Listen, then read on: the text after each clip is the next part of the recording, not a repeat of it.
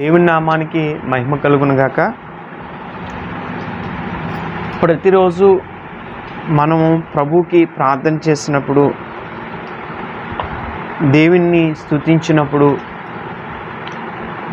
ఆరాధించినప్పుడు, దేవుని వాక్యాన్ని ధ్యానించినప్పుడు మన జీవితంలో ఎవరు ఇవ్వలేని గొప్ప సంతోషం మనం కలిగి ఉంటాం.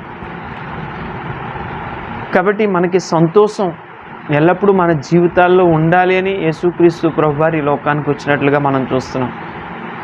అందుకే ఆయన ఓ మాట చెప్పారు, ప్రజలందరికీ కలుగుబో మహా సంతోషకరమైన వర్తమానం. అంటే మన కొరకు రక్షకుడు ఉదయించాడు, ఎందుకు? మనం సంతోషించాలని. అదే విషయం మనం ఆలోచన చేస్తే పౌలు దశలోనిక సంఘానికి చక్కగా ఒక విషయాన్ని తెలియజేస్తున్నాడు. మొదటి పత్రికలో 5వ అధ్యాయం 16వ వచనంలో ఎల్లప్పుడూ సంతోషముగా ఉండండి అని, లేకపోతే ఎల్లప్పుడూ సంతోషించండి అనే విషయాన్ని ఇక్కడ మనం చూస్తున్నాం. పౌలు ఈ దశలోనిక సంఘానికి ఎందుకు ఈ విషయం చెప్తూ ఉన్నాడంటే, హింసలు, శ్రమలు, వ్యతిరేకతలు ఎదుర్కొంటూ ఉంది ఆ సంఘం. ఇప్పుడు సంఘాలలో ఇటువంటి పరిస్థితులు ఎదురవుతూ ఉన్నప్పుడు మనం ప్రభుతో సంతోషించలేని స్థితిగతిలో మనం ఉంటూ ఉన్నామేమో.